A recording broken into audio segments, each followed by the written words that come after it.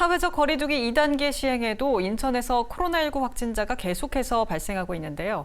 취재 기자와 자세한 이야기 나눠보겠습니다. 배상민 기자, 인천 지역 코로나 확진자 현황 살펴볼까요?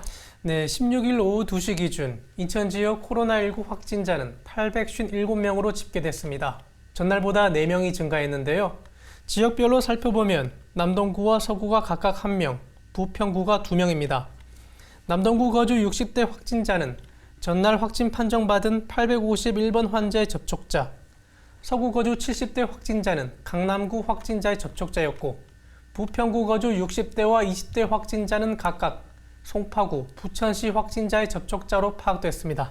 네, 코로나19 확산을 막기 위해선 역학조사가 중요한데 인천시가 역학조사를 거부한 코로나19 확진자를 고발했다고 합니다. 어떤 내용입니까? 네, 인천시는 코로나19 확진 판정을 받은 뒤 역학조사를 거부하고 회피한 확진자 1명을 감염병 예방법 위반 혐의로 지난 14일 연수경찰서에 고발했습니다.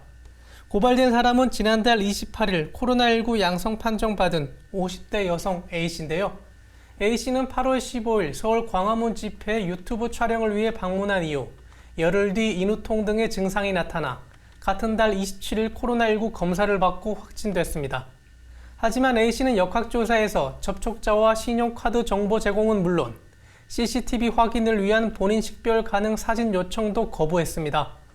뿐만 아니라 GPS 자료로 추적해 서울 성북구의 교회와 경기 시흥시의 아파트를 수시로 방문했는데도 이동 동선에 대한 진술을 거부했습니다. 정당한 사유 없이 역학조사를 거부하거나 방해 또는 회피할 경우 2년 이하의 징역이나 2천만 원 이하의 벌금에 처해질 수 있습니다. 네, 이번에는 학교 얘기를 좀 해볼까 하는데요. 코로나19로 원격 수업이 계속됐는데 수도권 지역 학교들이 다음 주부터 다시 등교 수업을 진행한다고요? 네, 수도권 지역 사회적 거리두기 단계가 2단계로 완화되면서 21일부터 전국의 유치원과 초중고교의 등교 수업이 재개됩니다. 감염증 확산 방지를 위해 추석 연휴 특별 방역 기간인 다음 달 11일까지는 수도권 지역의 강화된 학교 밀집도 최소화 조치를 적용해 유치원과 초중학교는 전체 학생의 3분의 1 이내, 고등학교는 3분의 2 이내로 수업이 진행되는데요. 다만 특수학교와 소규모 학교, 농사노촌학교, 기초학력 부족 학생과 중도 입국 학생, 돌봄 관련 등교 방침은 기존대로 유지됩니다. 네, 교육부가 원격 수업의 질적 개선 방안도 마련했는데 어떤 내용입니까? 네, 우선 원격 수업 기간 도중 모든 학급에서 실시간으로 조례와 종례를 운영합니다.